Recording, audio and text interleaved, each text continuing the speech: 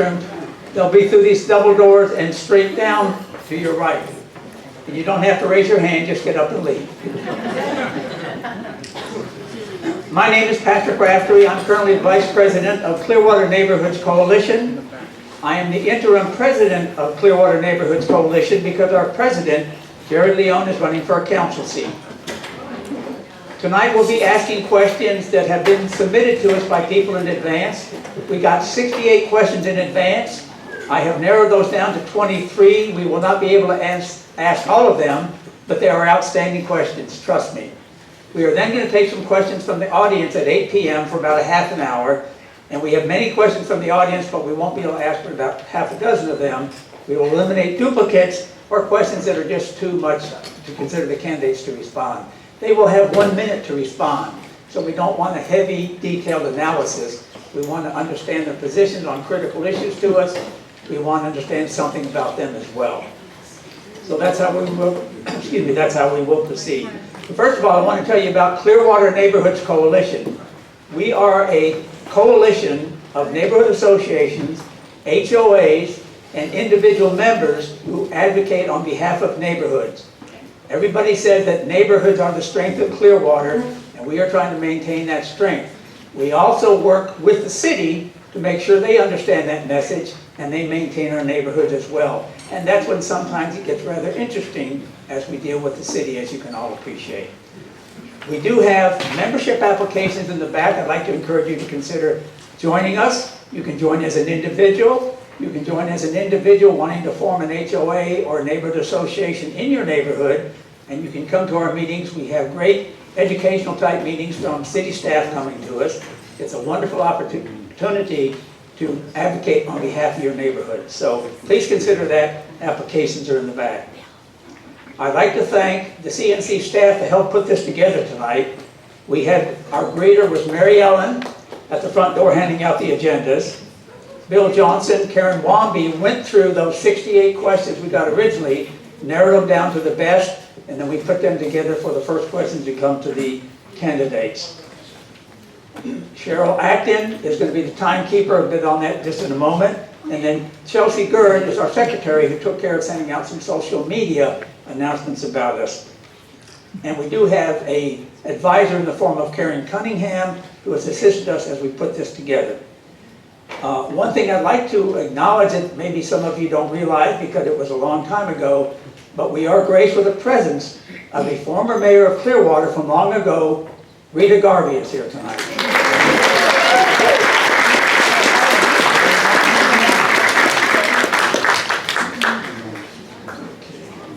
We are going to have 1 minute for the candidates to respond, and the reason we're setting 1 minute is so that the questions can be answered in 1 minute, and they won't wander off script, if you will. We do have a timekeeper in the form of Cheryl.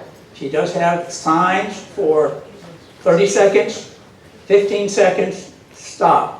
And she also can holler at the candidates. But we're simply trying to move along the questions so we get as many in as we can. I will start the questions with Mr. Bunker, and then we will rotate amongst everybody in alphabetical order, but every candidate will have a chance to answer every single question. At the end, each candidate will have 2 minutes to promote themselves as the candidate that you should vote for at the council elections. And when we get to that, we'll allow them 2 minutes to do that.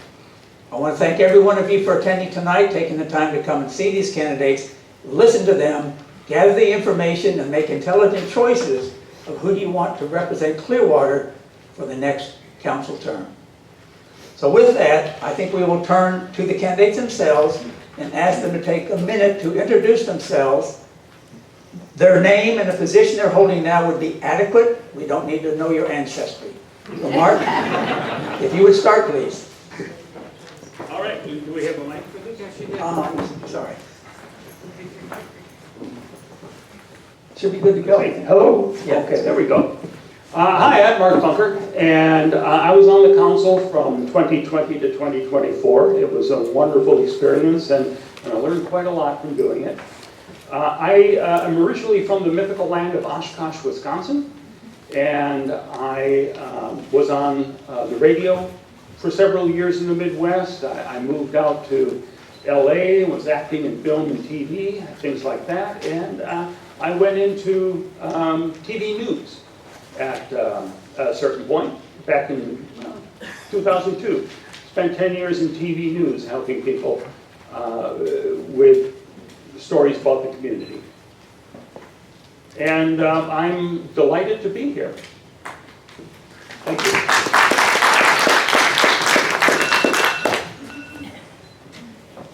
Hello, I'm Bianca Latvala, and I live right here in Skycrest. I am a digital marketer, and many of my clients are small businesses and nonprofits who are in our community.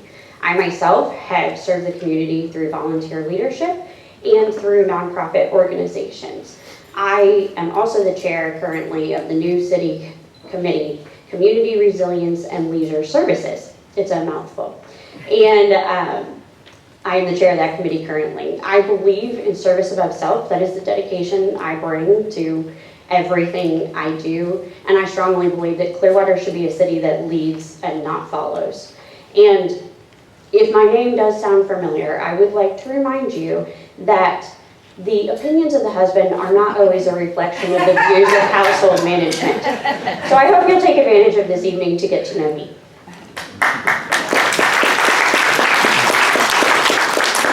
Thank you, Patrick. Thank you for the CNC, and thanks to all of you for attending. I am Kevin R.T. Laughlin. They added my initials. Thank you, Dr. Bill.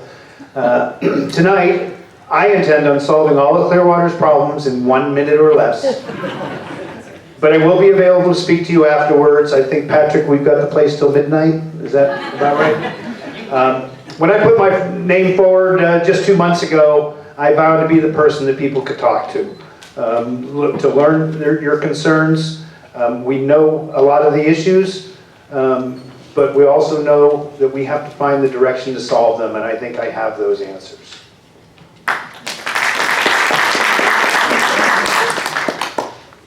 Thank you, Kevin. Thank you all for coming out. Thank you, Patrick, and the entire CNC team for putting together such a wonderful candidate forum. The first forum of our election season. Excuse me, thank you. I'm out here running to represent and make sure there's a seat at the table for all of our neighbors. And my priorities are affordability, public safety, and smart growth. And I'm, oh, thank you. I've served as the chairman of the Environmental Advisory Board for nearly a decade, and I look forward to starting on day one to work for you. Thank you, and make sure to vote Jared Leon for Clearwater on August 18th. Thank you.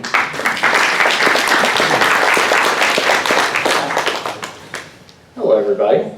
My name is Sam Wilson. I'm running for seat 5 on Clearwater City Council, and I grew up here in Pinellas County.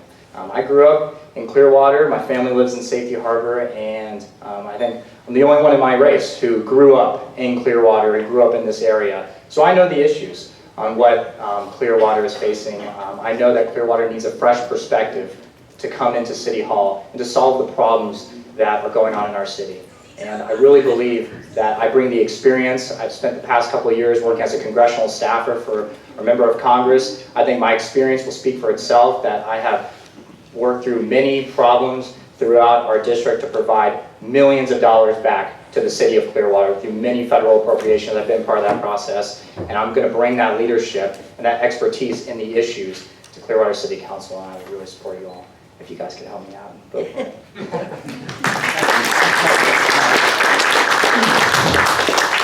Each of the candidates was given a copy of a book that Clearwater Neighborhoods Coalition put together a couple of years ago called Leveling the Playing Field. It was directed toward the council to understand what neighborhoods need to balance the demands or the proposals of developers versus neighborhoods that might be affected. It's a very significant volume. We've given each of the candidates a copy of that so they might read it and get educated as to what they can do to help the neighborhoods. Without further ado, I'd like to start the questions. We will start with Mr. Bunker.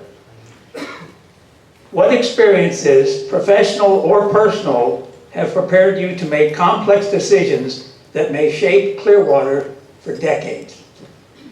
Well, I think I've joined the party here in stand up. I was on the council for 4 years. I got a chance to actually make those decisions. Some of them I was incredibly pleased to have been a part of, like trying to bring some safety to Drew Street, which eventually was derailed by the next council. But also, it was exciting to be a part of choosing a new city manager, a new city attorney. I was incredibly proud of our city attorney. I thought he was great. And unfortunately, over this Scientology issue on Garden Street, we lost him.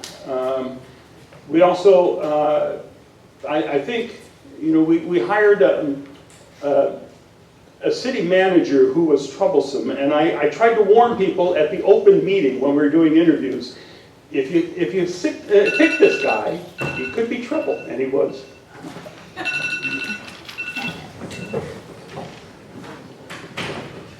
Prior to moving to Clearwater, I worked for the University of Central Florida, and my job was to travel the country with the university president to fundraise to support the university's $1.7 billion budget. But if I'm being honest, the life experience that I bring that makes it possible for me to make any difficult decision is that this past year, many of you know, my husband was critically ill, and at 39 years old, I made life and death decisions for 3 months, 24 hours a day. And he's here, he's in the third row over here, and he's doing well and he's getting better. But if I can do that, I can literally do anything. And so I'm prepared to take on whatever the city brings me.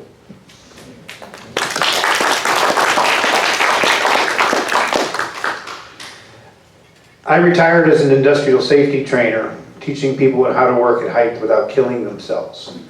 Every day I had a $4 million life insurance policy, liability insurance policy, to make sure that that never happened. In over 15 years, it never did. I worked for the Air Force, United Airlines, the Coast Guard, I could go on and on. Nothing prepares you for what life throws at you than teaching people how not to think that they're Superman. It is a complex out there. They think that's going to happen to the other guy, and my job was to change their attitude. The same kind of attitude that I'm going to bring to straighten out our budget, to stop maybe spending all our money pointing towards the elite and putting it towards affordable housing, putting it towards, as Mr. Bunker said, Drew Street, putting it towards keeping our green spaces.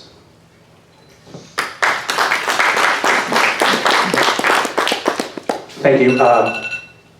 We're ready to start. All right. I'm uniquely experienced given my professional and community leadership background. Professionally, I spent 20 years as a journalist covering the issues and institutions in our city, the Tampa Bay area, and the state for publications including the Tampa Bay Times, the Associated Press, Reuters, and the Washington Post. That experience taught me how to evaluate complex issues and ask tough questions and understand the long-term impacts of policy decisions. My leadership experience includes nearly a decade as chairman of the city's Environmental Advisory Board, where I advocated for policies and initiatives and projects that led to millions of dollars in savings for our taxpayers. I'm vice president of Keep Pinellas Beautiful and help oversee the nonprofit that has a nearly $1 million budget. And as president of Clearwater Neighborhoods Coalition, I regularly work with the city on major issues while also advocating for the needs of our neighborhoods. And ultimately, making decisions on a $750 million budget doesn't come down to one person, but being able to listen to everyone and make thoughtful decisions today that impact our future. Thank you.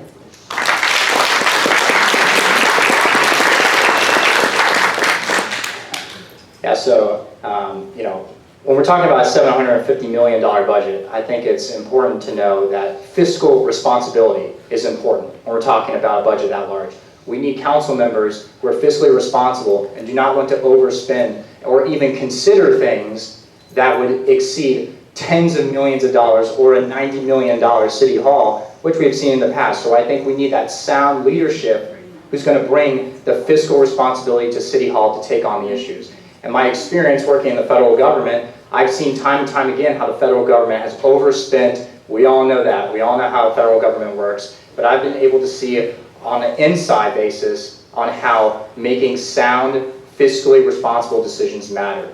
And that's what it comes down to, local government, is fiscal responsibility. You can have a budget so large, but you have to take care of the issues affecting Clearwater, and I think I have the mindset to do it.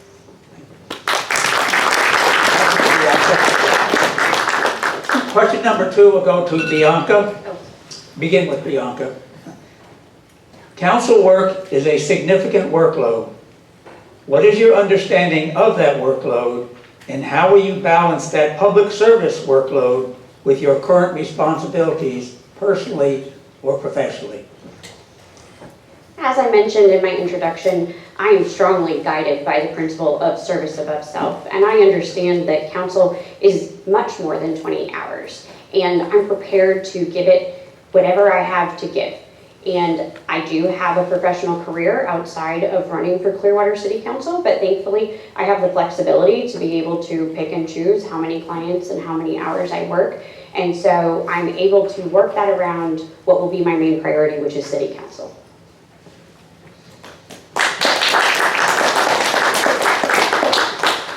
I'm retired. There's something called doce far niente. It's being at peace with yourself when you're alone, when you're idle. I've found that since I retired. COVID kind of killed that training business I told you about. No one wants a trainer in their building. Edwards Air Force Base alone lost over 60 people the first year to COVID. I've found peace with myself. I've read hundreds of books. I retired from acting, but I have nothing but time on my hands. The reading, the studying, the meeting people that I have done has been 40 or 60 hours a week already. I have no fear of hard work.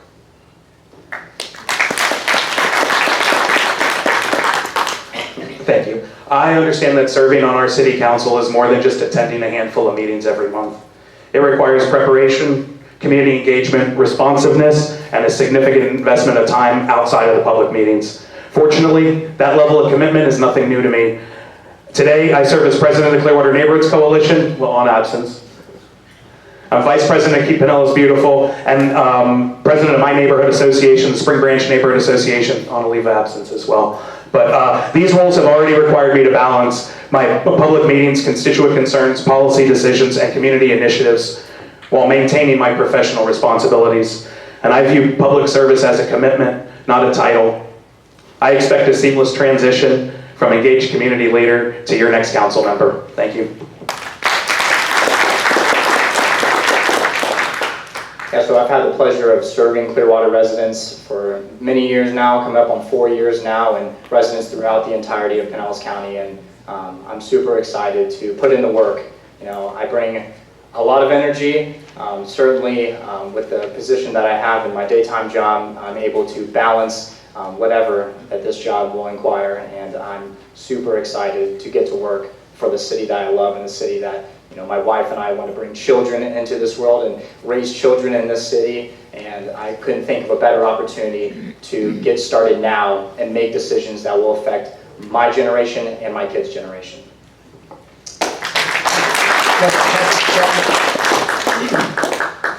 Question number 3, we'll start with Kevin. We're not done. I'm sorry. I knew I would do that. Thank you. Well, I too am retired. I have to say that I would love to do more things in the community with that spare time. When I was on the council, I'm reminded that in this room we had signed the Sister Cities agreement with Ixmiquilpan in Mexico. And it was a great event. And the people there invited me to come to a special event that they were having where these families were reunited after sometimes 10, 20, or 30 years. And I couldn't speak the language, but I knew everything that they were saying, because you see these generations of people who may not even have met one another. And I videotaped that with my phone, went home, put it online, did some subtitles for it, and it's very deep. Now we go to Kevin. Question number 3, Kevin. How do you propose to collaborate with your fellow council members to make decisions and to evaluate city management? City management in Clearwater is impressive. There's been some bumps of recently. Case in point, the Save the Garden events. Please, Ms. Call was just doing her job. I am all for saving the garden, but the city management that we have in place now is top-notch. As chairman of the Marine Advisory Board, I've been working with Michael McDonald, who finally they brought somebody from within up to run the department instead of a figurehead. Nothing against the chief of police, but he was our previous one. But I believe that there's always consensus. I believe that if there's intelligent people in the room, then we will find a solution for our problems.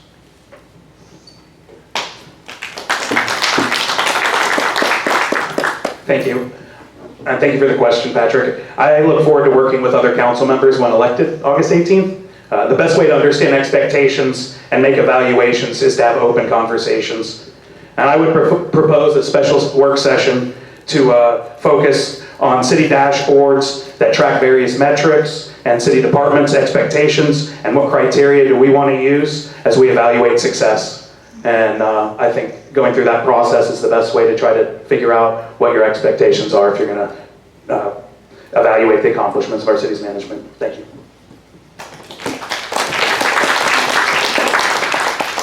So I believe we have amazing city staff. They're some of the best people that I've ever met. I think our city manager is wonderful, assistant city managers as well. I think that the one-on-one meetings that the council members have with the city manager are crucial.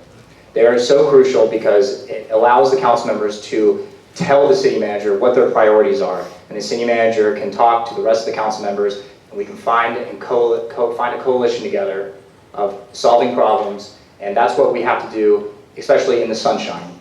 I think some of these council meetings are so crucial, and I wish that more folks would watch them because it allows all of us to communicate. And Lord willing, I'm on the council, I'll make transparency the golden standard, and it has to be because residents are concerned about that.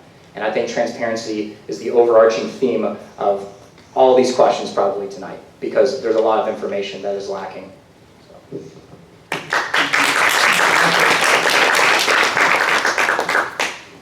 Well, the question is about getting along with the folks on the council, is that, yeah? Yeah, collaborating with them for decisions. All right. That's something that I feel very comfortable doing. And I had people on the council that we had diametrically opposed views, but we were still friends. Like Hoyt and I disagreed about pretty much everything, but he's a good guy, and we work things out on the council. I see a lot of stress and anger in the council as it is now, and I've had some folks from staff come and say to me that we really need you back there to be a calming influence, which is what I try to do. You know, many of you may know that I've been helping people who've been abused and defrauded by Scientology for close to 30 years. And I have videotape of Scientologists surrounding me on the street and heckling me and saying horrific things. And people always remark about the fact that I'm always calm. And there you go.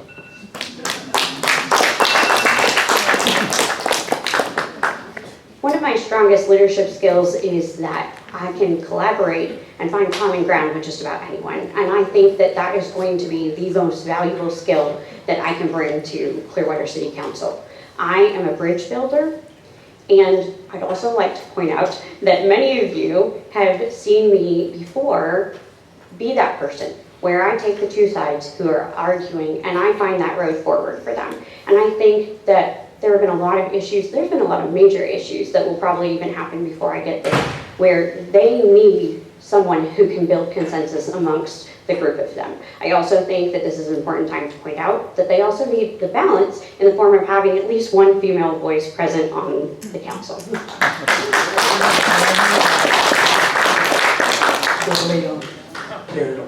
Thank you. Okay. Question number 4, we'll start with Jared. Have you ever been a member or an officer of an HOA or a neighborhood association? Oh, really?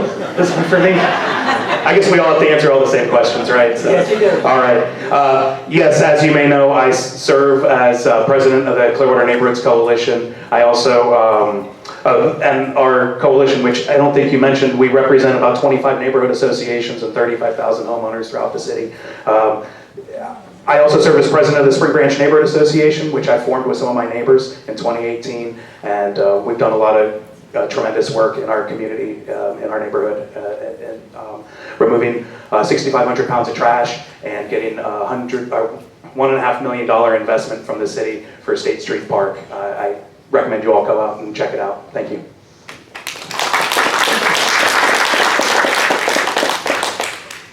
Well, currently, I'm not part of an HOA. My wife and I are actually in the home buying process right now, so Lord willing, whatever home that we choose, if it's in an HOA, I certainly plan on joining it. I know myself, my wife will probably do as well, so we love to be involved. And so, but currently, just being in my apartment right now, don't have the expertise of an HOA, but my family members have been part of HOAs for my entire life, so lots of experience in talking with them about those issues.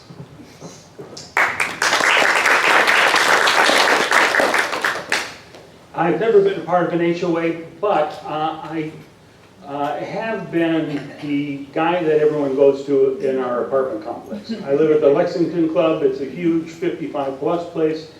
They always come to me to say, oh, we got this problem here. Well, one thing I discovered is there was a guy down the hall whose apartment had a major fire, and his kitchen and his bathroom were charred. He was still living in there. And I made sure that I got the city over to check that out and made sure that he had a good apartment to live in, because as it was, he was sleeping on his sofa and putting up with the rest of the room. I also, make this fast, somebody was waiting for me when I went into the building a couple of weeks ago, and she said that she would like to start one. Well, what she said was she'd like me to start one. So I looked it up online, and I'm probably going to do that for them soon.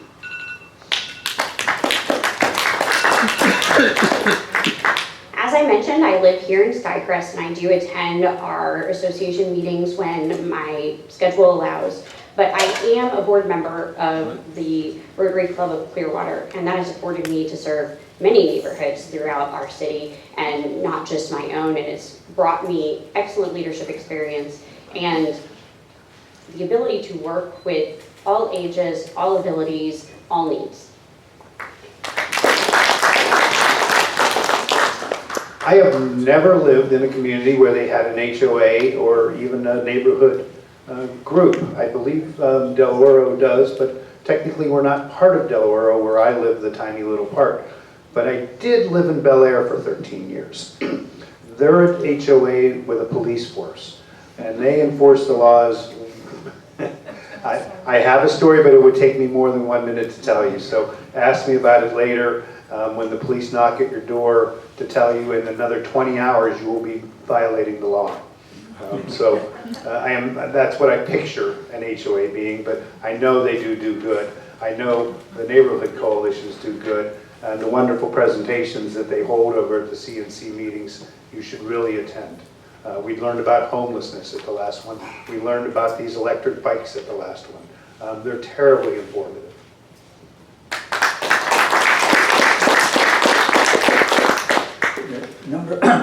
Next question go to Mr. Wilson.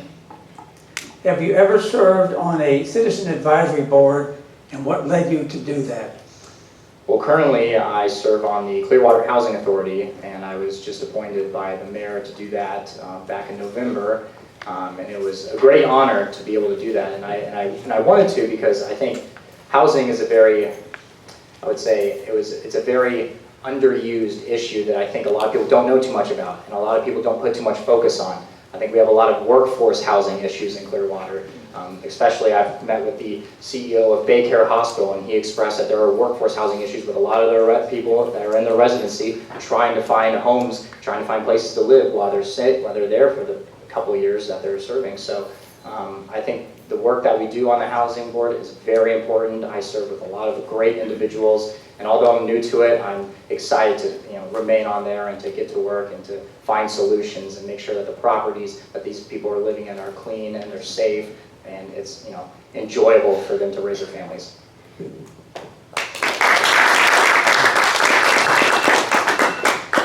While I was on the council for 4 years, I also served on the Downtown Development Board and our pension committee for the city, and also on the Courtney Campbell Causeway Board. I was part of that with Bill Johnson, and the Pinellas County School Traffic Safety Board, and I enjoyed being a part of all of those.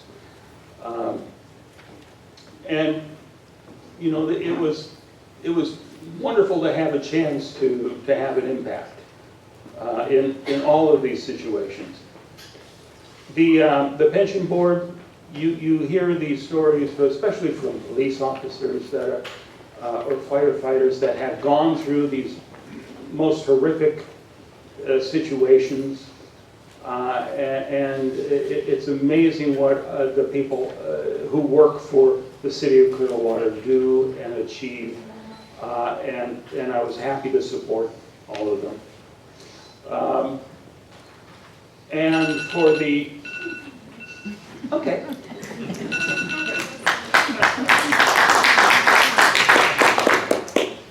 Through the end of last year, I was serving on the Parks and Recreation Board before it was consolidated into the new Community Resiliency and Leisure Services Board, which does also continue to oversee Parks and Rec.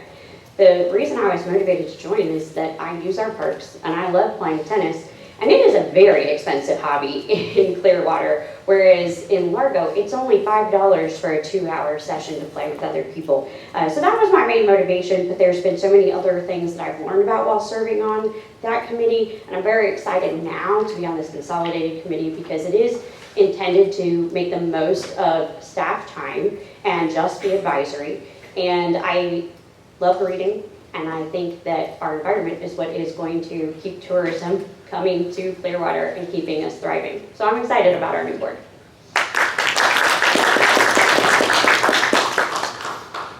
I am in my 10th year on the Clearwater Marine Advisory Board, my second as chairman. Yes, we are still doing hurricane repairs from the storms nearly 2 years ago. They devastated a lot of our docks and marinas. Set back a little bit, though we're back on schedule with the $48 million rebuilding of the Clearwater Beach Marina. I was pleased to see that they just added a parking garage there in the parking lot of the marina, though it's on hold, $39 million set apart for that to really make that the center of our tourism. The biggest thing I think that happened recently was my work with SCAG, with the Stevenson Creek Advocacy Group. We are very close to getting Stevenson Creek designated as a manatee protection zone to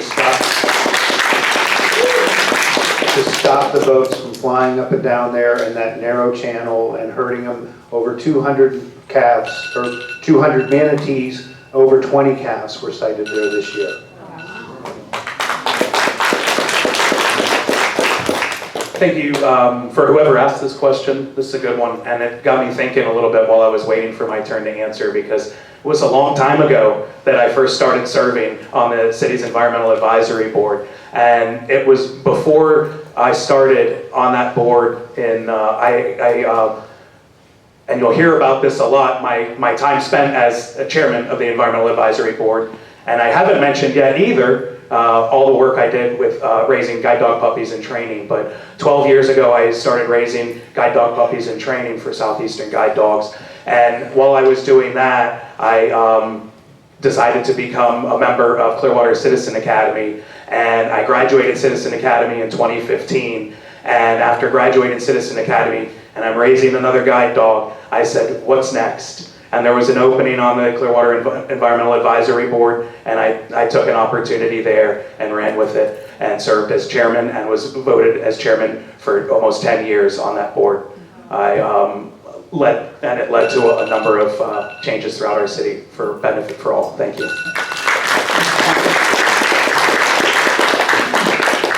Next question will go to Mr. Bunker. Is there a specific issue that you have been quite passionate about and spoke directly to council members at a council meeting? Well, I wonder what it could be. Generally, when I'm up in front of the council now, it's to talk about Scientology. And it's because somebody has to. So, you know, people have been afraid to take them on.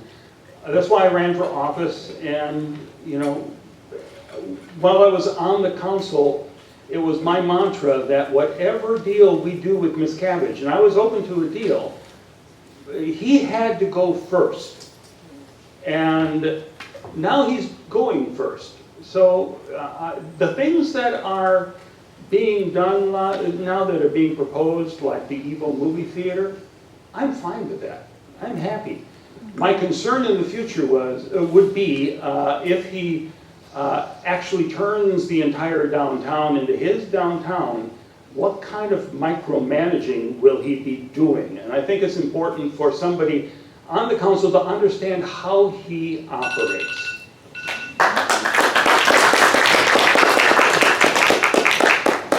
I've worked on the campaign of every individual who currently serves on the city council, and while I may not agree with all of their opinions or actions since that time, it has afforded me the opportunity to make my opinions very clear without taking time at the dais away from other citizens.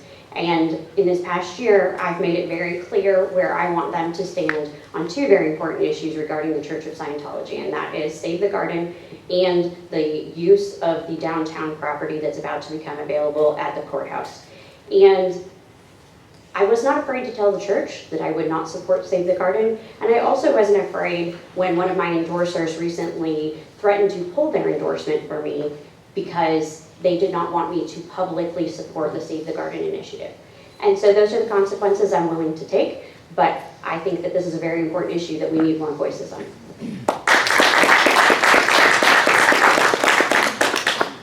My most irate presentation in front of the city council, I guess, was when they killed the Drew project.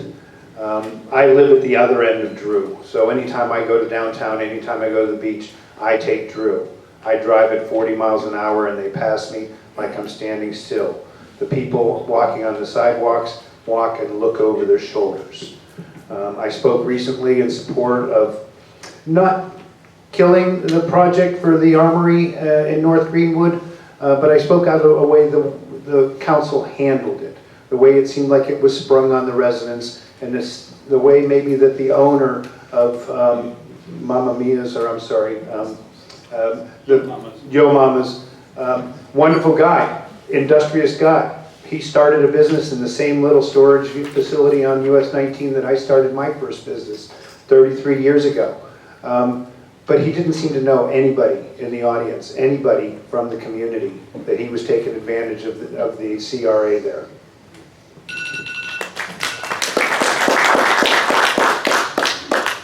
Thank you very much for the question, Patrick. I'm glad it's only for 2 years because people know me at City Council for quite a long time. I've been going before council. Maybe not as well as you're noticed out there, Patrick, but as chairman of the Environmental Advisory Board, I would give yearly reports to the City Council on the board's activities and our accomplishments. Additionally, I wrote and got unanimous support from the City Council for a letter supporting the slow speed zone, the Manatee Slow Speed Zone in Stevenson Creek that Kevin spoke about earlier. That initiative continues to gain momentum. The EAB opposed rules that would allow residential turf use throughout the city. However, while we opposed it, the board also offered numerous recommendations that were taken into account.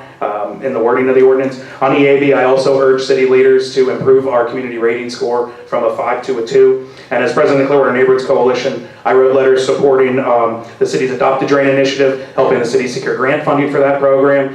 Again, another letter for the Manatee Slow Speed Zone. And also in my role as president of the Clearwater Neighborhoods Coalition, I've been asked by the city to provide letters for grant funding, which led to $1.8 million in infrastructure improvements by Sam's boss.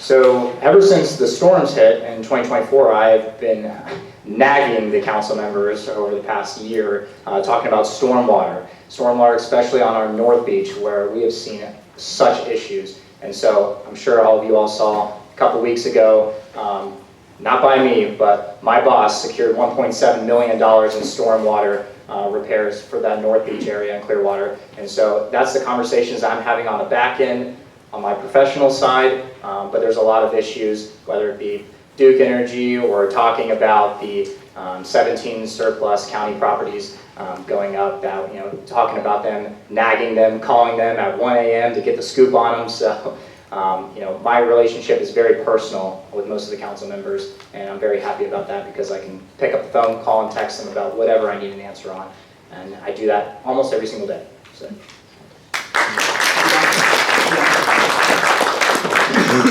The next question will go to Bianca. If the landings proposal is presented to the council, do you think the final decision on that proposal should go to a referendum or be simply decided by the council? I understand that this is an issue that many people are very passionate about right now, and like I mentioned, I live in Skycrest, so it's come up in our neighborhood meetings because we aren't that far from it. So the will of the people is important to me, but also I am not an attorney, and our city is run through a charter that we've approved, and I think that the most appropriate action for me as a current council member would be to follow the advice of the city attorney as to their interpretation of the charter.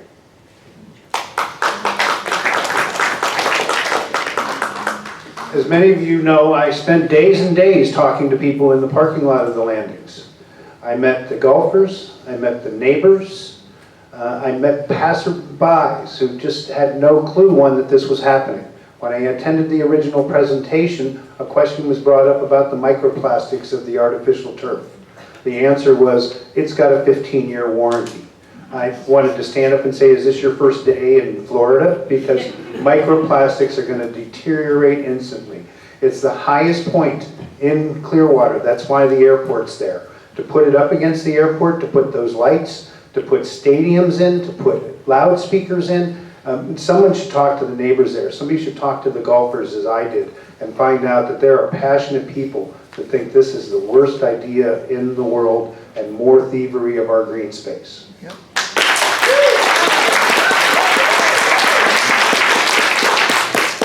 Thank you.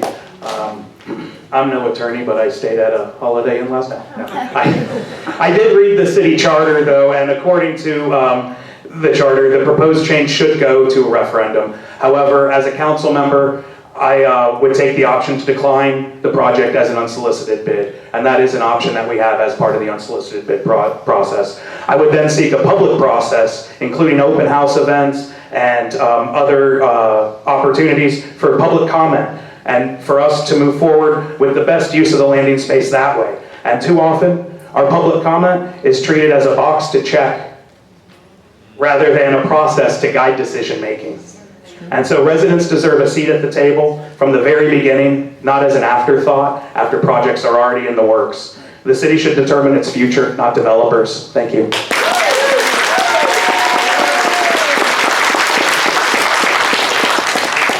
Well, I think it should be a transparent project. I think that all residents should have a voice in what happens. But I also, too, believe in the integrity of our charter. I am not a legal-minded individual, although sometimes I like to think I am, but I do believe that we would seek the guidance of the city attorney, and if he recommends based on the city charter, it should go for a referendum, then I support that, and if he decides based on the charter that it should be voted on by council, I support that as well.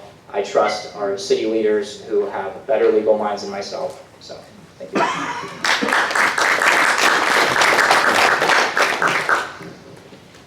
when I was on the council, we did have the last landings attempt where they wanted to put in a light industrial park there and create jobs.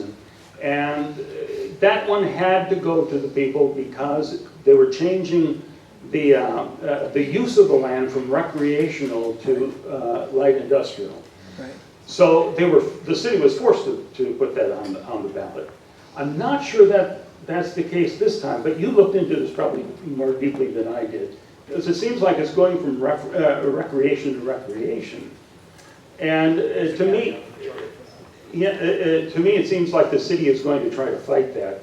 I know, though, from that vote, that the people in the neighborhood don't want to change the character of the neighborhood. They don't want the noise, they don't want the traffic, they want to keep the green space. So I would fight for that. I would fight to get it on the ballot, and I would definitely support keeping it as it is.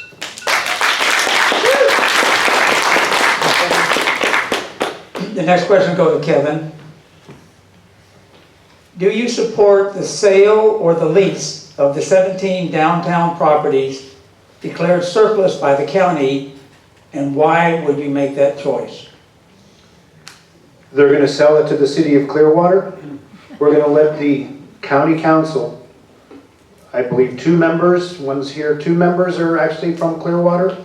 7 people that are going to decide downtown Clearwater's future, and we're all sitting back saying, this is just fine. They'll take good care of us. They won't hand it over to a church. They'll see that it's for best use. There's our transportation hub to the beach. There's a big step in solving our beach population and traffic problem. They're talking about little helicopters. They don't fly in this weather. We need something solid. We need something on wheels that can travel in any weather. I'm partly responsible in my job on the Marine Advisory Board for the ferry routes. Ferries are wonderful, not when there's a storm blowing in. People are afraid to go to the beach because they're afraid they'll get stranded if they don't have their vehicles. And until we get the vehicles out, they're going to start selecting who can go to the beach. Read the Beach by Design, it's in there. Yep. Thank you. I think ultimately what we all want is an activated downtown. But before permanently selling public property, I believe we should fully explore whether a lease structure can achieve the same economic and community benefits while also preserving flexibility for future generations. Once public land is gone, it's gone. And we should be thoughtful stewards of our assets that belong to the residents of all of the city of Clearwater. And so the current Ballad Hotel and the Bluff projects are also long-term lease developments. It's not something that our city hasn't done in the past. So, thank you. Well, I think like the rest of you all, I want to see those properties activated for the public so everyone can enjoy. I think, I trust the county commissioners. I think they have the best interest if it comes to leasing them, if that's what it takes, because ultimately we want the residents to feel like their downtown is coming back. And I think it is, and we're seeing that right now. And I think the 17 properties are such an opportunity. It's going to be an opportunity for my generation, for my children's generation, to totally transform downtown. And so whatever direction that it heads to, I think it has to be open and activated for everyone to enjoy.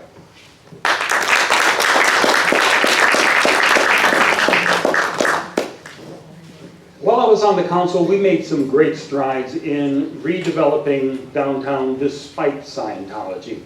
We revamped Coachman Park, we put in the sound amphitheater, we've got 400 apartments going up on the old City Hall site, we've got a boutique hotel coming, we've got ground floor retail and restaurants there that Scientology will not control.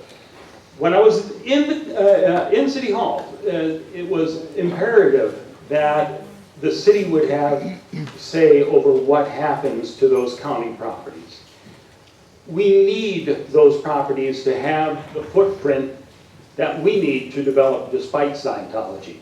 I'm happy to see Miscavige is doing something positive now. I don't know how long that's going to last. But it would be best to have those properties out of Scientology's hands.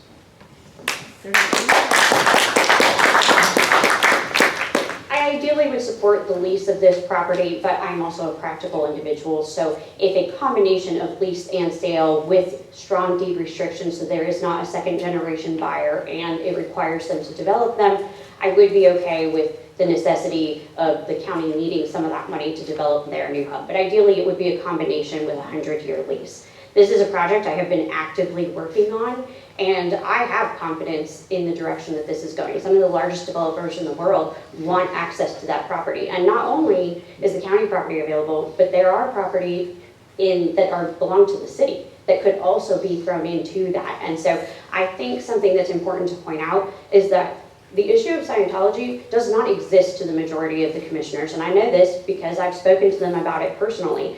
The council in Clearwater, unfortunately, has to recognize that they are a big part of our downtown. The county commission does not, and this is a once-in-a-lifetime opportunity for them to help us move forward.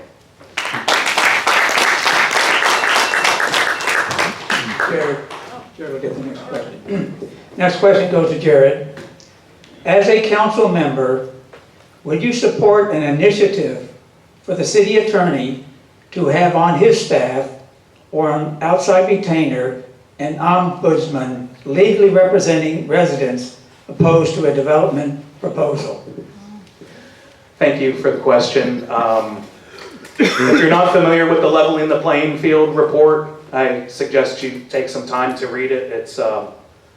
I did it a couple times, and I had to re-review it for this question, so thank you very much for asking. But I do support a more level playing field for residents in regards to flexible and other developments that deviate from our code or are otherwise uncharacteristic to the charm of our city. This could come in the form of a community development advisory board. This would not be a legislative or quasi-judicial meeting, but an informational, educational opportunity for more transparency. I believe in the Leveling the Playing Field report, it noted that the ombudsman position would be something that might be unattainable for the time being. So thank you very much.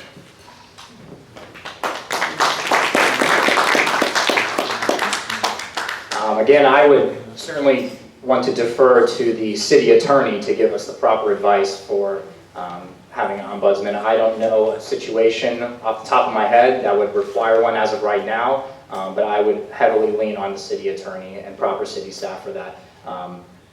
I don't know, based off of what an ombudsman does, are we going to fund opposition to a project the city is currently working on? If that is the directive by the city attorney, then I will follow that and we will go from there.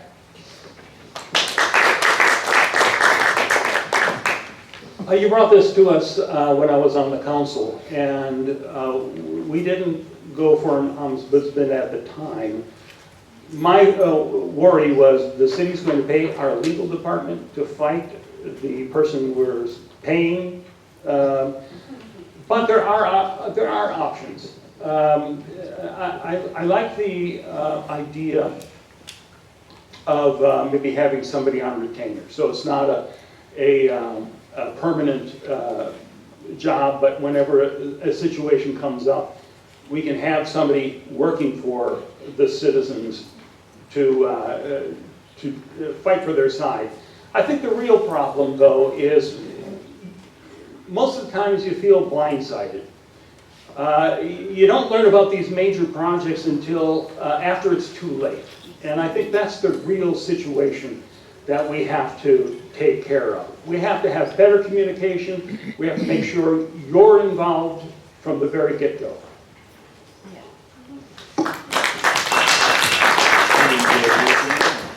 I think this is an inefficient use of tax dollars because we'd be paying one attorney to fight with another attorney within the same organization.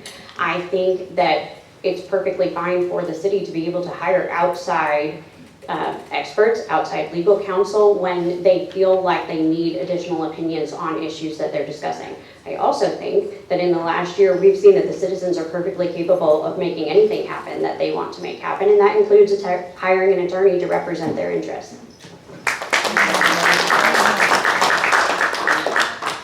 This is just a trick question to see if we can all pronounce ombudsman.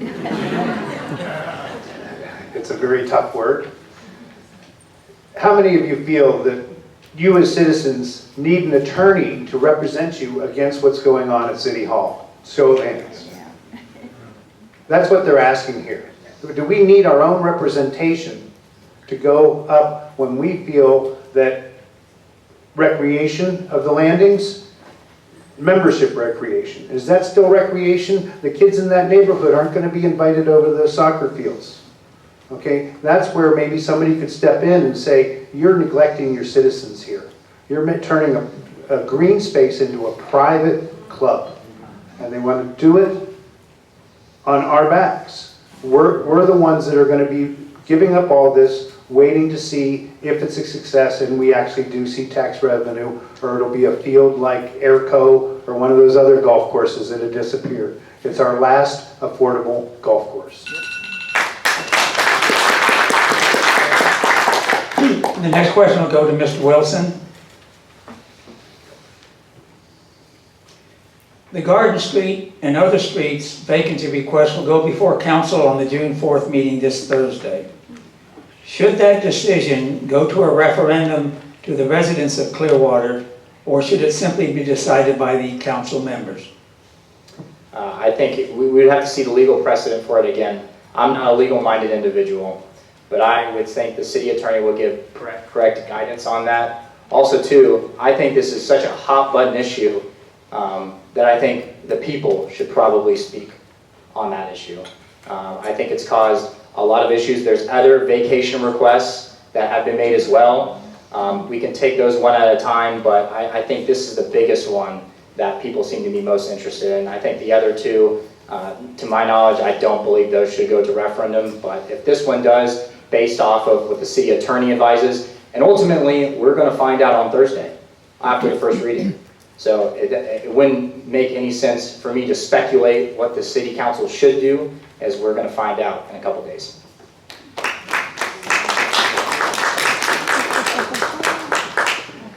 Scientology doesn't need Garden Avenue. They want it, but they don't need it. They're building this gigantic L. Ron Hubbard Hall where they will do 4 events a year there that they broadcast to Scientologists around the globe.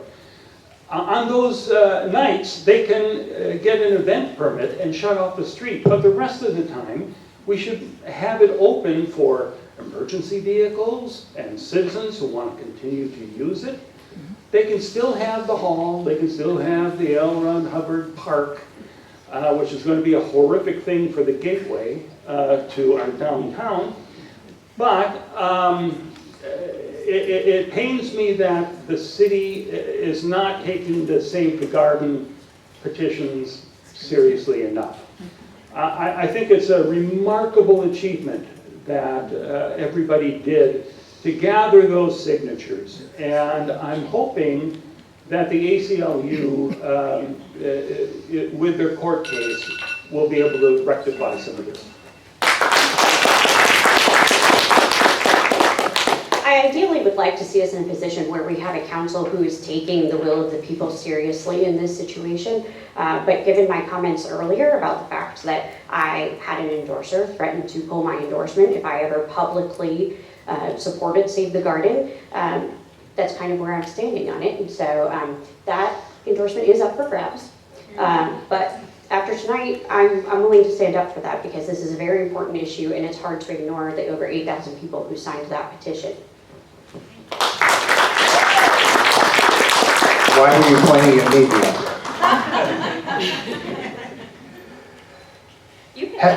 Have you been to Save the Garden? Have you been to SaveTheGarden.org? Have you really looked at the history of that street? It's not just they're taking a street. It's a solid, real piece of Clearwater's history. Someone can say they've lived here all their life. 33 years I've been living here. I've learned everything there is about Pinellas County, about Clearwater, about the waterways. This is one of those things where the city is going to decide. They're not going to put it to a referendum. We are going to lose. We are all going to be heartbroken. And they're going to go on their merry way. And that's probably, I know Thursday's just a first reading. I am not for this. go to savethegarden.org, please, and really look at what they're talking about. It's not just giving up a piece of land.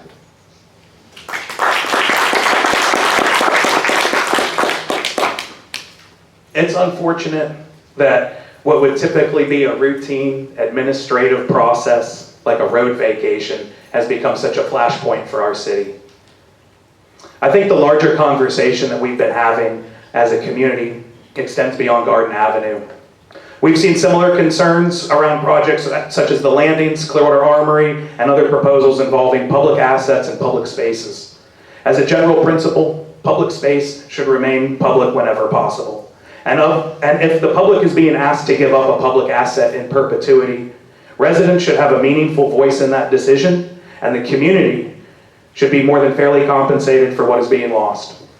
Too often, residents feel that they're reacting to decisions rather than helping shape them. I believe public engagement should happen at the beginning of the process, not at the end. And I believe that with Garden Avenue as well. Thank you.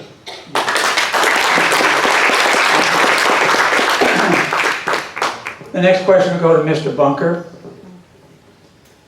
If elected, what would be your first 1, 2, or 3 initiatives that you would propose for council consideration as a new council member?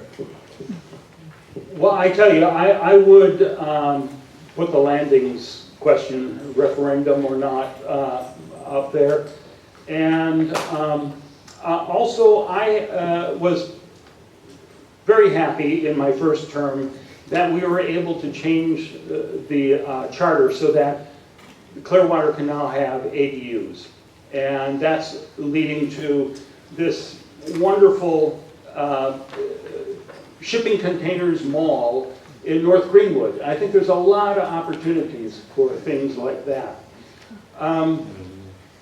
So I'd like to see more advancing of the ADUs because you know, it costs so damn much money to live here.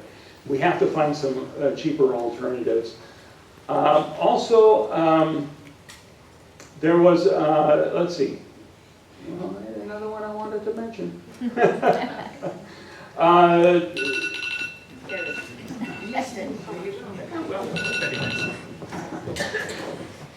I think the most important thing I can do as a new member of the council is to make sure that the community knows that my #1 priority is having an open door.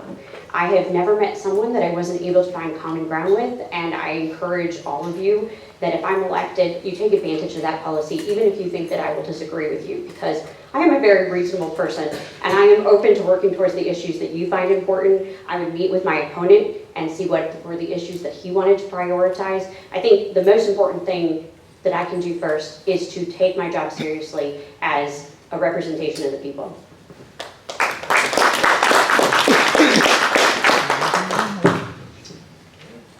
Can we still go back and fix Drew? My 1 and 2, Drew and the landings. The landings, when that terrible presentation was made to us, where they were, to me, embarrassed in front of the people that were in the audience, I was there. If you notice, a week later, FDOT came out and said, oh, by the way, we're going to pave Drew Street. Not the fix that was planned years ago to make it into a safe residential street, okay? But we're going to pave it over. That can still be stopped and we can still fix it right. And then I'm going to bring it back to those 17 downtown properties. That is the future of our downtown, and that we cannot trust the county council to decide. People from Gulfport, from St. Petersburg, from Tarpon Springs are having a say in what happens to our downtown. We must go back and look at the charter. When they built the facade of the fake city hall, or the fake county courthouse, and stole county seat from St. Petersburg many, many years ago, they must have put something in there that comes back to us when the county's done with it.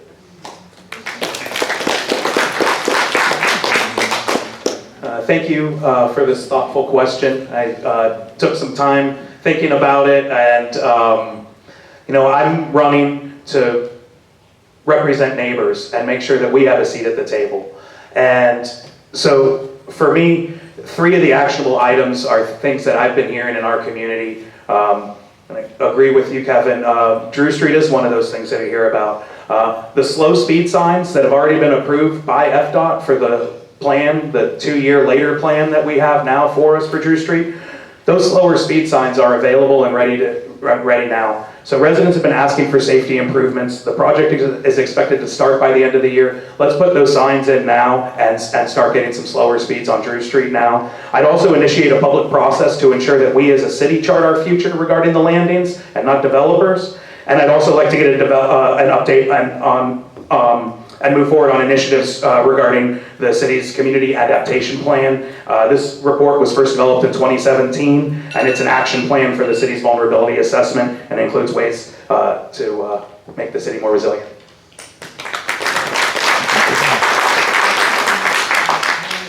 I'm going to steal your word resiliency, because that's where we are after 2 storms hit us. We need to focus on resiliency. We need to focus on critical infrastructure, especially on our beaches. I cannot stress that enough, how important stormwater is on our beaches. And I know this question is going to come up, but we need to talk about our beach more. We need to talk about the core infrastructure of our beach. We need to talk about how we can mix livability with destination. And we can do that by improving mobility on Clearwater Beach. Traffic is terrible, everyone knows that. There's a lot of developments going around on the beach as well. So if we can take care of the beach, it will trickle through the rest of our city in fixing just core key infrastructure. And that is my #1 priority when I get into office.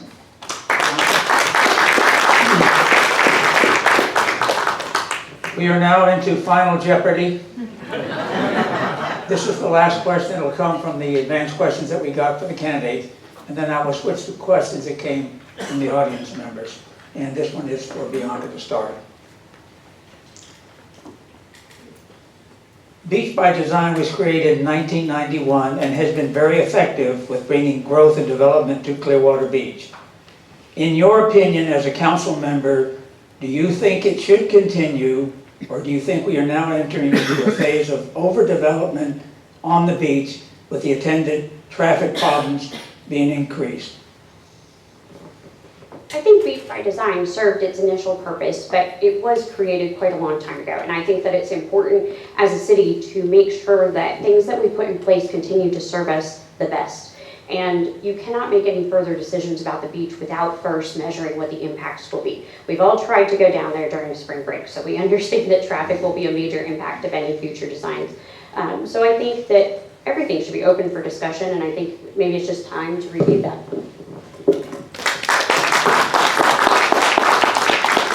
I agree that it is antiquated because they actually quote Woody Allen in Beach by Design when they talk about traffic and parking. Separate the art from the artist, because what he says is true. More than any time in history, Clearwater faces a crossroads. One path leads us to despair and utter hopelessness. The other to our total annihilation. I hope we have the wisdom to choose properly. They read that and tell me anywhere in there where they solved the beach parking problem, where they solved the traffic problem. They want to build 600 more rooms, luxury rooms, okay, full resorts. They will build a parking garage when it proves that it can pay for itself year-round. I think that's the cart before the horse. We've got to solve the traffic problem before we put one more hotel down on Clearwater Beach and solve this traffic problem so that we can go there instead of the elite that they say we're going to siphon traffic. If you're a worker, if you're an owner, if you're a guest, you can go down the beach. Otherwise, you're going to sit in traffic. They're going to dedicate a lane for other people, and we're going to sit there in traffic. Thank you. Yes, I'm very familiar with Beach by Design. I've lived in the community since before we had Beach by Design, and we've had it since about 2001. So 25 years with the same planning document. It's certainly time for a review. It helped create a framework for redevelopment. It encouraged investment and it improved public spaces. It contributed to Clearwater Beach becoming one of the most recognized beach destinations in the world. But at the same time, Clearwater Beach today faces challenges that were not either anticipated or have evolved over time. Traffic has continued to evolve in a very negative way. Parking is not there, infrastructure capacity, we're talking about that, and resiliency for the entire island, let alone where it's been overdeveloped. Questions about the scale and intensity of the development have also been asked. So rather than asking whether Beach by Design is successful or unsuccessful, I think the better question is whether it still reflects the values and needs and priorities of our community today. And good planning documents should always evolve with the community, and I believe it's appropriate to periodically review and update them. So thank you.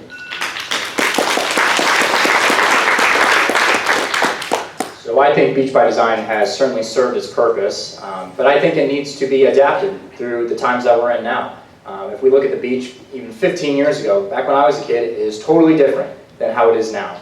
We have seen much more traffic, much more people, much more revitalization efforts along the beach, and which is good. Progress is great, but it needs to be adapted to help the problems that we are facing today. And I've mentioned mobility, I'll keep saying mobility. Mobility is important. Traffic needs to be taken seriously, but we're missing the key factor here is that look what's happening down on the bluffs. We have that parking garage that is being built.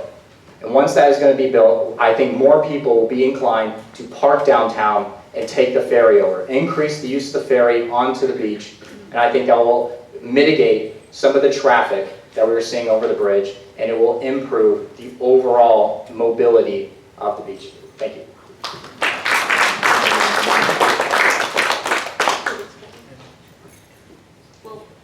Are we starting? You should be going at Bunker and Bob still answered, or Bunker. Sorry. Thank you.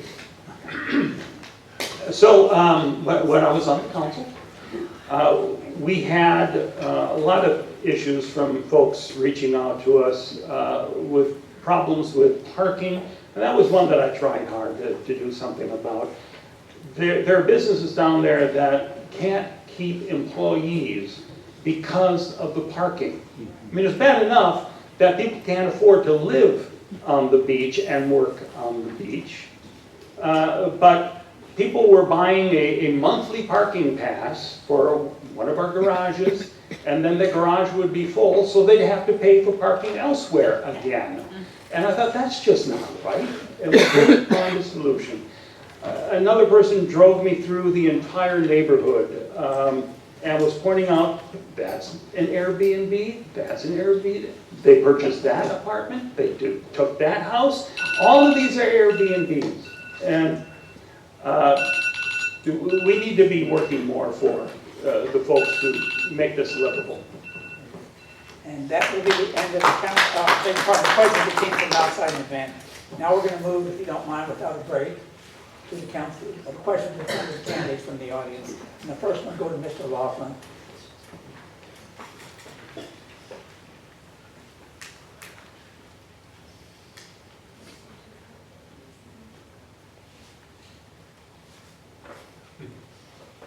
My handwriting's terrible, so.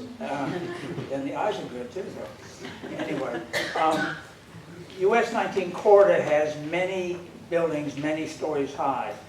In your opinion, as a council member, what would be the best use for future development on US 19? Can you, it has many what? I'm sorry? It has many large buildings, many stories high on 19 presently.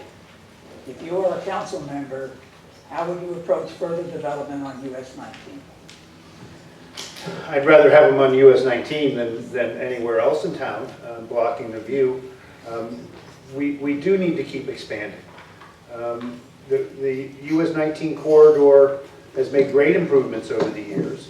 Adding pedestrian crosswalks is going to be another bonus, that people don't have to walk a mile just to cross the street to walk back a mile.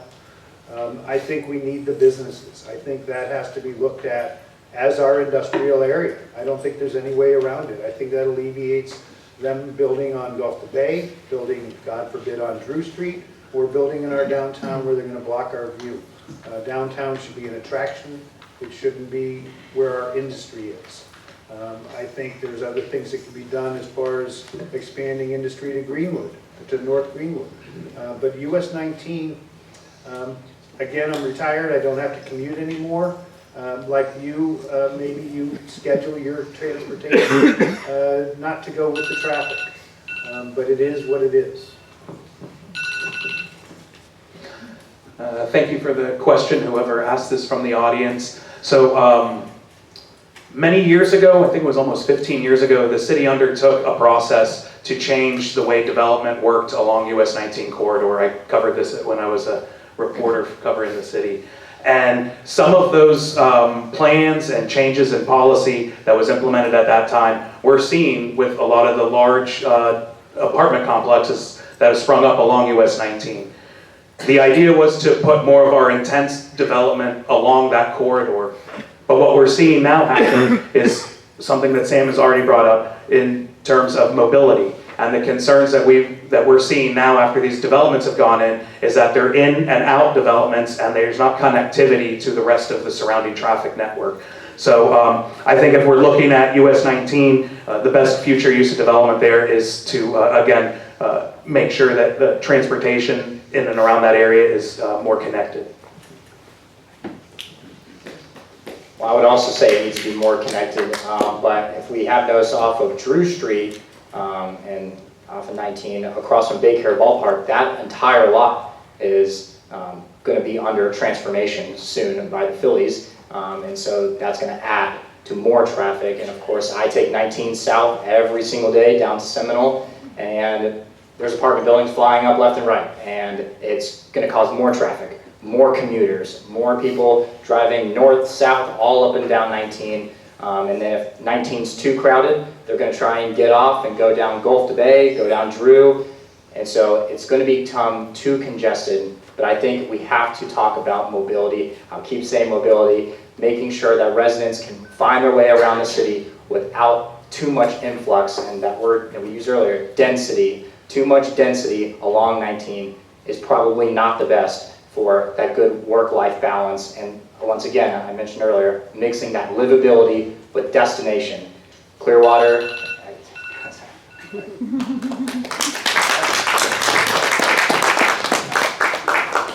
Clearwater is very built out, and the 19 corridor is about the only place we have to bring in business and create some new developments. So it's unfortunate. We need to have the support that everyone's talking about for the traffic and the new downtown that the Phillies are talking about at their property. They seem to be wanting to create their own downtown next to the stadium. So there are things that are happening, and they're going to continue to happen. We just have to make sure that everyone who drives through the area and who lives in the area has the support they need to do this properly. And I think I'm done. The bigger issue that I've really heard people talking about with regards to the US 19 corridor is really who's purchasing the properties that are available. And so I think it is important for us to look at what we have and try and make our own use of it before other organizations try and take advantage of that. Obviously, traffic is an issue. We've seen that with the construction that's farther north on US 19. I don't know if you're like me, but I do not try and drive north on 19 after 5 p.m. But I think those are kind of the things that you go through to eventually have a thriving area that really works for its constituents. But we don't have a lot to work with as far as land and property, so we have to work with what we have.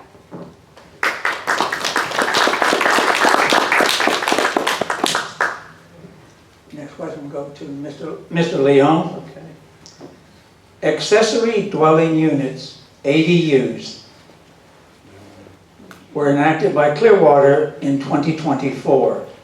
Even though they represent a very viable solution to affordable housing, only 3 or 4 have been permitted thus far. What would you do about ADUs if you are elected as a council member? Thanks for asking that question. I'm sure we'll hear a lot about it from Mark regarding ADUs, but that's surprising that we've only had that many, and maybe it has to do with the times we're living in right now, the cost of construction, things like that. If there's ways that we can improve permitting to help homeowners achieve these projects, that's one way we can. And I think that's probably the easiest way, is to cut any red tape that homeowners may be facing. Again, I'm surprised to hear that this was a very popular policy that was implemented 4 years ago now, and it doesn't sound like we're keeping up with what the needs are for the community in regard to ADUs.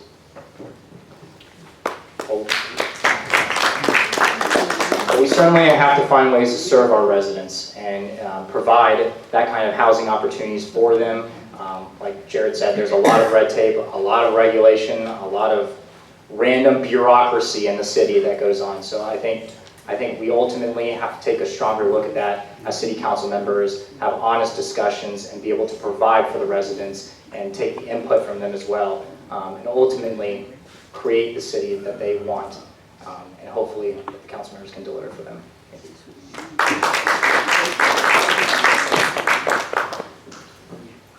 So my very first meeting with our city manager when I got elected, he asked, what would you like to do? And I said, I want us to be able to have ADUs. As I do think it is a viable option for many people to have a lower cost place to live and also give the homeowner an extra source of income. And not for everyone, but also I was hoping to develop a tiny home village, and I was working on that with John Jennings, and then we cut him loose. I do think that would be a nice thing to have. And again, the success of, the certain success of these shipping container stores, I would like to build on that by creating a kind of habitat for humanity for businesses, and bring a new business in, train somebody on how to do this. And what I learned when I was collecting petitions is that people who I thought were pillars in the Clearwater community do not live in Clearwater city limits. And that really drove home for me the point that I was already campaigning on, which is that we need to be more affordable. And so I'm very open to this. I'm sorry to hear that there have not been very many that have been approved yet. So if that's the case, I think we need to be open to addressing the issues and hearing from the community what it is that's stopping them, because, life is expensive right now, and if we can provide relief and stable housing for people, I want to have that conversation. I feel like I should do another audience poll. Who thinks Clearwater needs more affordable housing? You don't have to raise your hands. I know everybody would. It's imperative. If we're talking about building out US 19, who's going to work there? Where are they going to live? Are they going to come from further and tie up traffic from Tarpon Springs all the way to St. Petersburg? US 19 is tough, but there are many areas. Yes, Clearwater is technically built out, but there are many salvageable lands that could be converted so that people can afford to live. And I know we're all feeling a pinch these days. I know that it's tough when you look at the electric bill, when you look at the rent bill. My rent has gone up 40% in the last 5 years. And I'd like to do something different, but again, I live on Rose Road, so I'm never going to leave.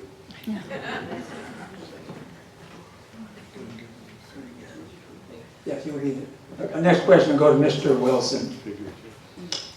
As an elected council member, how will you balance your vote for what the majority of your constituents would like versus what maybe be your own specific priorities as you cast your vote?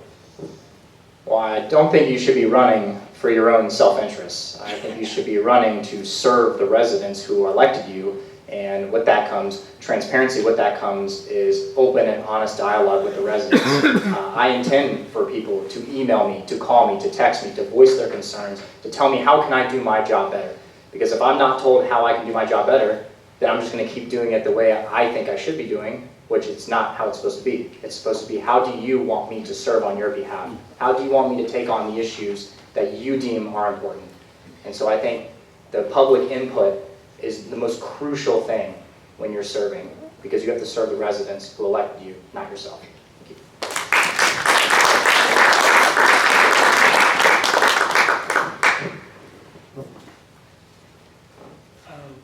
sorry, can you repeat that question? Yes, how, as an elected council member, how will you balance your vote between what your majority of your constituents would like and your own specific priorities on that vote? Well, like I said with the landings, I know what the neighborhood wants. And I would go along and vote for that because you deserve to have a nice, peaceful neighborhood. I made a couple mistakes when I was on the council with the airport. I didn't realize just how noisy it was in that neighborhood until I was on the phone with, I think, Beth. And we're trying to talk, and there's a helicopter hovering overhead, and it's like, oh my God, how do you live with that? So I would work harder to actually get out in the community, talk to people, find out what they want, because it is, after all, you know, your city. We're there to help you have it be the best city for you as possible.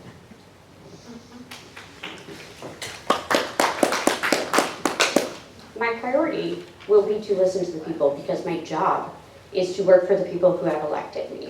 I think that it's been very disappointing recently where we've seen council members willfully going against what the citizens have told them that they want. And it's not easy to be the lone voice. We're joined by Councilwoman Teixeira tonight, but she has fought hard for what the people actually wanted. And I'm sure at great personal loss and difficulty of criticism, but I think the most important thing as a council member is to listen to the people who you are elected to work for.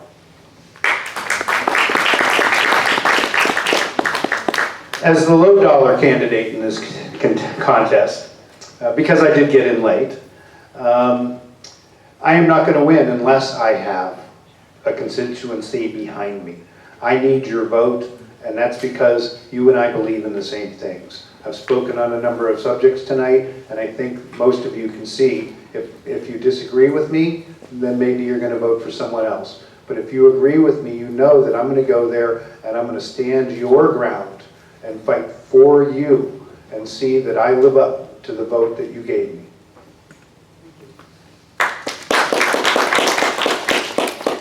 Thank you. I think this is an important question because all too often we elect leaders who don't necessarily end up listening to what our needs are as a community.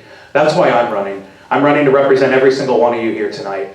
And whether you support me now or you do on August 18th, which I hope you will, but I'm running to make sure that we have a voice for our neighbors and our neighborhoods on city council. For far too long we haven't.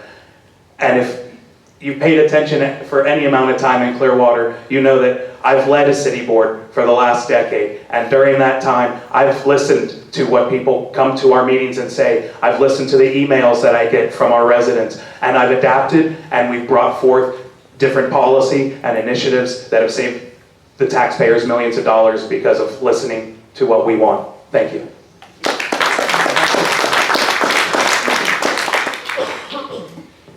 The next question will go to Mr. Bunker.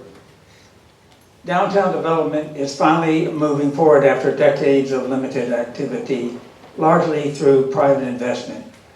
If you were elected, what specific actions would you take with the government properties that have become surplus in downtown, and the activities of the Church of Scientology, and the activities of the city in developing downtown? In other words, what is your perception of the best way forward for developing downtown Clearwater? Well, step one, we need to have control over those county properties. That's incredibly important. And as I said, when I was on the council, I was always saying, we can't trust Miscavige. He's going to stab us in the back again. That has been what has happened. Now, he's finally doing something, and I say we should be cautiously optimistic about it and be aware of actually how Scientology operates, because they put, David Miscavige puts a lot of pressure on the people who work for him in Scientology. He's a micromanager and he's a tyrant. And if he's going to be interfering with the businesses that go in there, that's going to be a problem. See, he's doing that now in some respects. You know, it's important to understand how Scientology and Miscavige operate.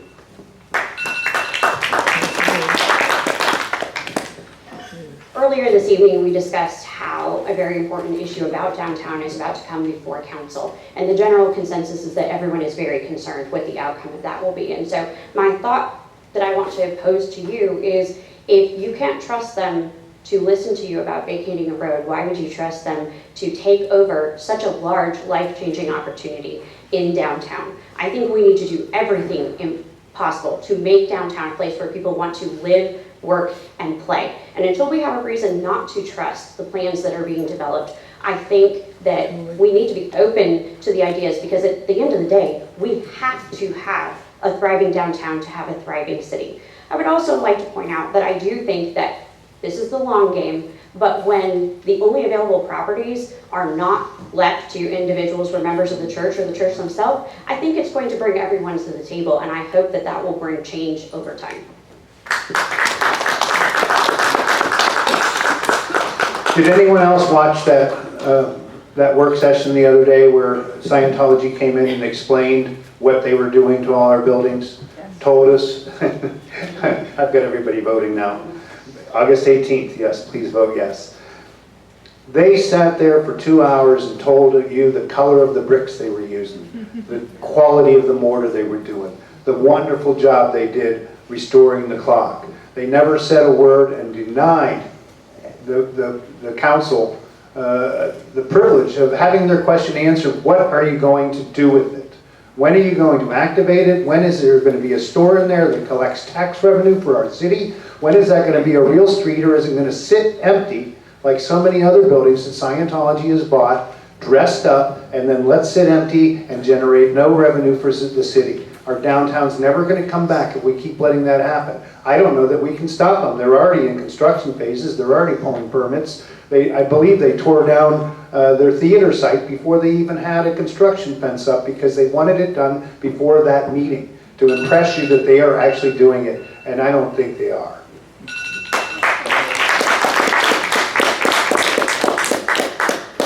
Thank you for the question. I think, again, from a theme point tonight, I think what we're all striving for is an activated downtown, and that's what we all as a community want and deserve. I think the best use will vary from property to property, but the overarching goal should be the same, that we're creating an active, vibrant downtown that serves our residents, our businesses, and our visitors. And I would prioritize projects that put people on the street, that support local businesses, and generate tax revenue and contribute to a walkable downtown environment. We should be looking for partners who have a proven track record for delivering projects, not just proposing them, and we should be willing to work collaboratively with them and the city through this process. Ultimately, these properties represent a tremendous opportunity for growth and to help create an activated downtown in Clearwater, and that's something that we've been working for decades, and we're on the precipice of it. Thank you. So I think we all want to see an activated downtown. I certainly do. I certainly think that the county properties are going to be historic. If we can get those activated with mixed use, residential, commercial, maybe even education, I would not oppose to seeing St. Pete College or USF take over some of those properties and create an educational opportunity for students to come downtown. And ultimately, our downtown is under construction. You go down to the Bluff, it's under construction. You walk along Cleveland Street, it's under construction. EVO is not Scientology. EVO is Scientology dirt, but the Mitch guy who came, he's not a Scientologist. EVO is not a Scientology company. And so I think there's narratives being thrown around to negate the fact that Clearwater is on the move. And until we have a reason not to believe that it's the right intention, we should just watch it happen. Watch it happen. I think we're throwing around accusations saying, and trust me, I grew up here too. Downtown was empty when I was a child, but I think we are turning a corner, and the city and the county and all entities involved are going to produce the best downtown possible, and I'm believing in that.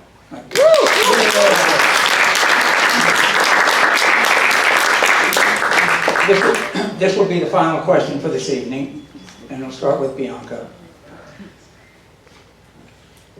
If you have read Leveling the Playing Field, do you have and a recommendation from it that you would drive as a council member, or if you have not read Level the Playing Field, will you make a commitment publicly to read it and perhaps drive some of the recommendations when you become a council member? Well, I think that tonight the playing field is not level because it was put in front of my seat before I got here. But I've read every note, every book, every memorandum that has been given to me, and I've listened to every person about what they've talked about and what they desired and what they thought the issues were.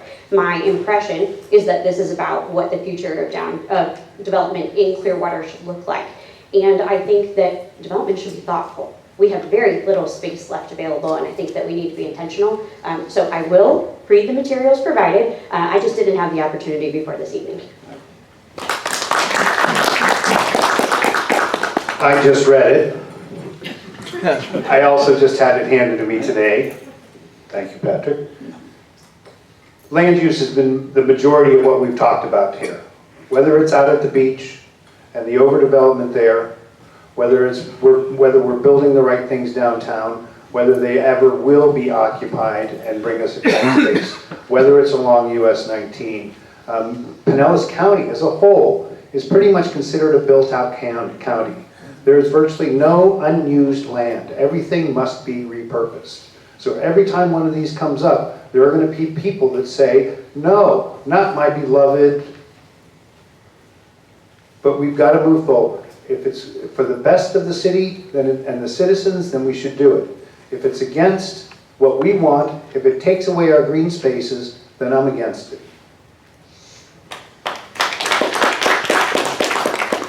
Thank you. Leveling the Playing Field is an important document. It's one that, while some of the candidates got that document tonight, it's been available and widely disseminated through the CNC website. There's a version of it online if you like to read digitally. It's been around for quite a few years now, and the reason for this document isn't because we're opposed to development. It's because 39 out of 40 projects out of the year, there's no conflict. But every year, it seems, there's usually a project where there's conflict with the surrounding neighborhood that doesn't fit the character, that there's no buffer between it and the rest of the neighborhood.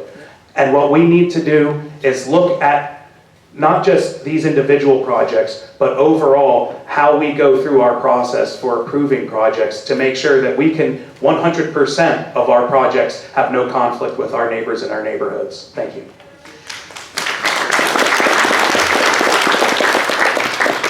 Well, I too have not been able to read this. This is my first time touching it, so I will commit to reading it and to having a thoughtful conversation with individuals, probably up here, probably most of you all, to talk about the future of Clearwater, the future of land use in our city, the future of projects and development that's going to affect my generation, the generations after me.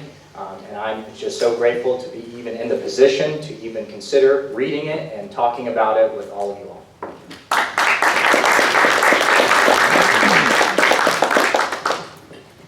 I believe I have read that. You passed this out a few years back, didn't you? Or is this? Probably at the CNC meeting, yeah. Okay. It's something that we really need to pay attention to.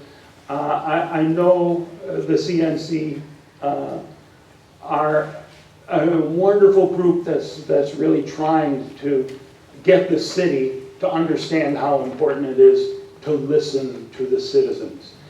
And it's something, of course, that I support. I think all of us support. We have to have better communication. We have to be working at ways so that you do not get surprises when a development comes, and make sure that everything we do is for you.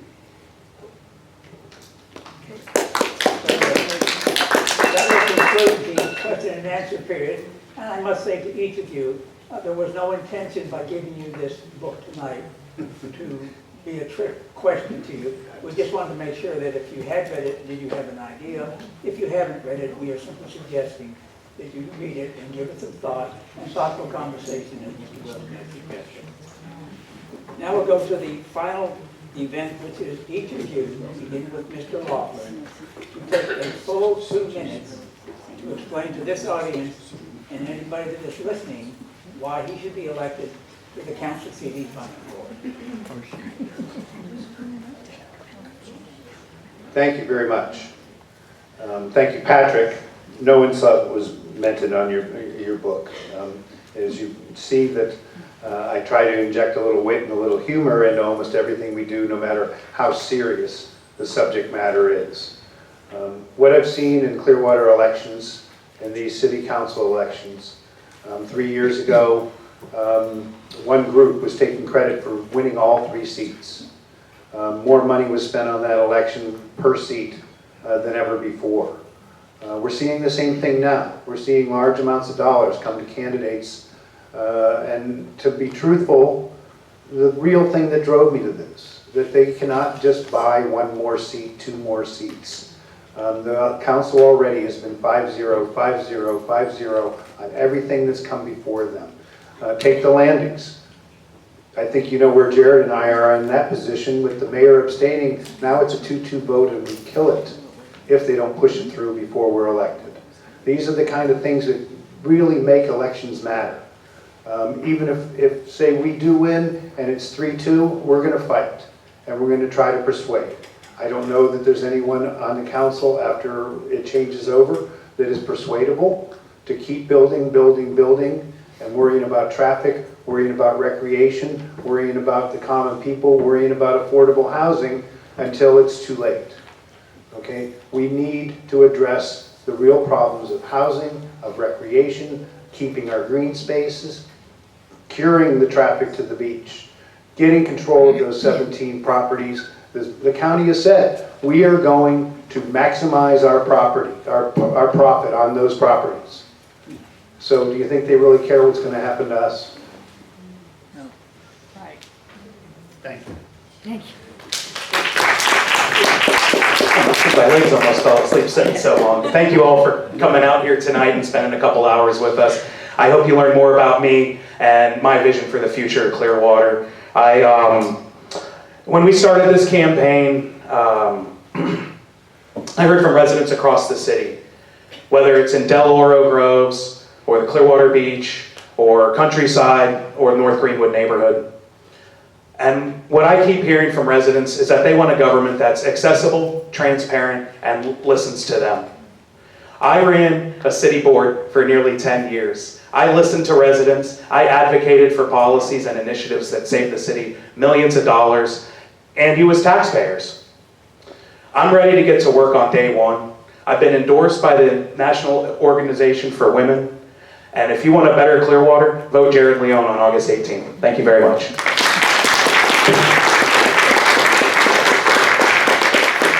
Thank you all for coming out tonight and to, allowing me to even be on the stages. Blows my mind still. So I am truly honored, and thank you, Patrick. You did such a good job. And so, where I stand is I'm running to bring a fresh perspective. That's why I started this campaign. I've already been serving the residents of Clearwater, but residents from Tarpon Springs down to Tierra Verde every single day, answering your phone calls, trying to provide the best customer service that I possibly can. And with that, I've learned how to listen. I learned how to have honest conversations. But ultimately, I've learned how to deliver results. Being on council is important because you have to be a policy maker, not just talk. You have to do, create actions, find solutions to problems. That's what I do for work. I read, I study policy, I provide policy recommendations that affect everybody in our area. And so with that, I'm bringing that expertise to City Council because I'm ready to get to work, focus on the policy that matters, and not just talk, not just say things that everyone will enjoy, but to really get down to work. And I'd be remiss, I don't think anyone's brought it up, but I would be remiss if we didn't bring up what happened last night on the beach. Disgusting behavior.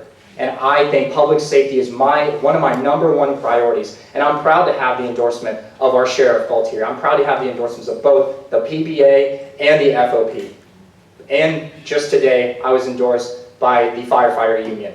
So first responders are on my side because they believe that I'm going to provide the public safety necessities.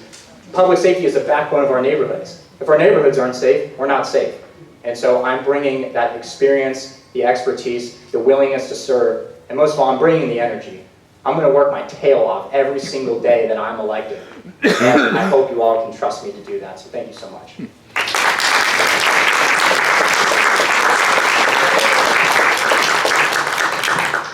I wasn't going to run again because they changed the very way that elections are done here because I won in 2020.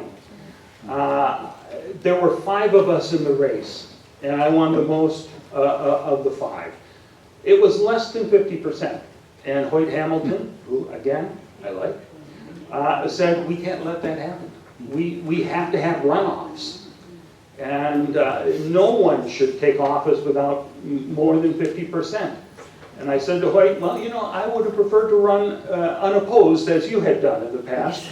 But I had 5 people in the race. And what has happened now that the runoffs are here? You don't see 5 people for each seat. I think a lot of people like me were going, well, this is impossible. We've got people who have all the money in the world, have the backing of the entire GOP structure. And how do you fight that?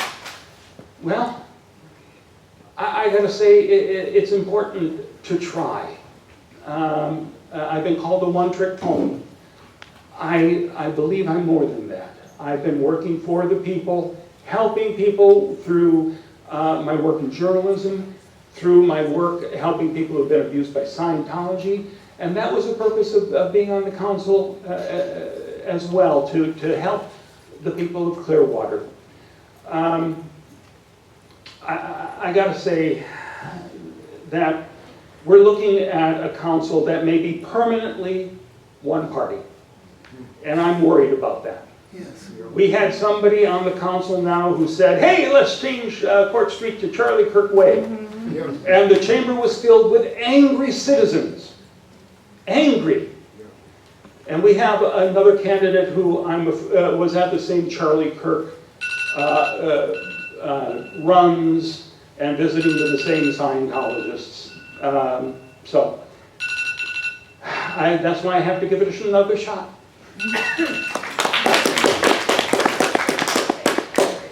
I have both my bachelor's and my master's in political science. And I did that because I came home one day and I told my dad, I want to change the world. And along the way, I discovered that the world maybe didn't need me, but my community did. And that same dad gave me an incredibly hard work ethic because he's an immigrant. He came here with nothing and could not ever go home. And I'm compassionate and hardworking because of him. And you need a strong council member who is going to stand up for you on the issues that matter and won't be afraid to be a voice that is dissenting among the others. I think that right now, we only have one woman sitting on that dais, and we would be remiss if we let that opportunity go, because a woman's voice is at least some balance, and our community has so many needs, and I'm here to build those bridges between the dissenting opinions and really move our city to a place that is thriving and safe and affordable, and that we are proud to be citizens of.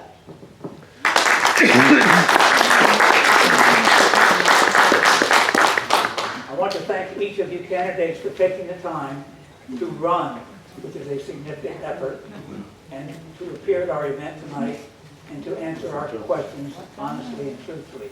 By the same token, I'd like to thank the audience for taking time to come out and listen to them. I'd also like to thank the assistant pastor for making this wonderful facility available to us.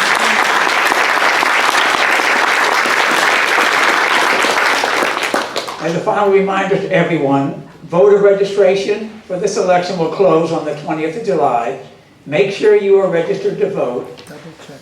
Early voting begins on August the 8th through the 16th at 315 Court Street, the courthouse in downtown Clearwater.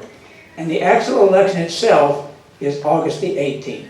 So take the time, this is the first forum event, to learn about the candidates, see where they align mostly with what you align with, and vote intelligently and informed.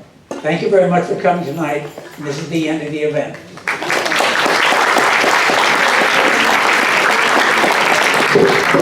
My man.